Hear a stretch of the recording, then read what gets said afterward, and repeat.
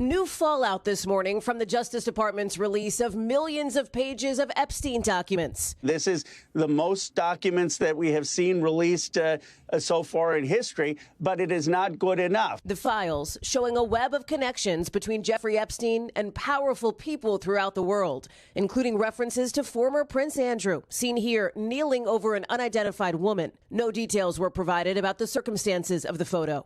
The UK Prime Minister now calling on Andrew to testify in front of Congress, saying Epstein's victims have to be the first priority. Andrew was stripped of his royal titles last year because of his Epstein ties, but has long vigorously denied allegations of abuse and misconduct related to Epstein. The DOJ also posted, then temporarily removed without explanation, a spreadsheet of complaints made to the FBI, including unverified allegations about both President Trump and former President Bill Clinton. The FBI determined some of those tips were not credible or corroborated. President Trump and former President Clinton have denied any wrongdoing, and they have not been accused by authorities. The Deputy Attorney General saying Sunday multiple well-known people were in that spreadsheet. There have been hundreds of calls made to the FBI where allegations are made by either anonymous individuals or people who are very quickly determined to not be credible. The DOJ's files also include multiple images and video, including of Epstein speaking with MAGA strategist Steve Bannon in 2019,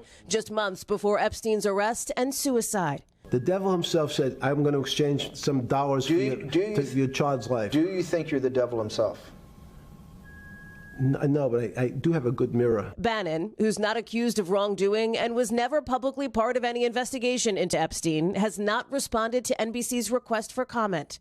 Now, some survivors say they're frustrated with the way some private information was not redacted in the release. Danny Bensky tells us she was infuriated to see her own name, address, and phone number in the files. I thought it was carelessness, and then I went to incompetence, and now it feels a bit deliberate. I feel like the Department of Justice has really made us feel unsafe. And now the lawyers for some survivors want a federal court to have the DOJ take down the Epstein files site until the redaction issue can be addressed. The Deputy Attorney General has said the DOJ immediately rectifies any missing redactions when they're notified, and that those errors account for only a tiny fraction of the total materials. Craig? Our senior Washington correspondent, Hallie Jackson. Hallie, thank you. Hey, thanks for watching. And don't forget, you can catch the Today Show every morning on NBC or take Today when you're on the go. Just follow the Today podcast on Apple Podcasts, Spotify, or wherever you listen.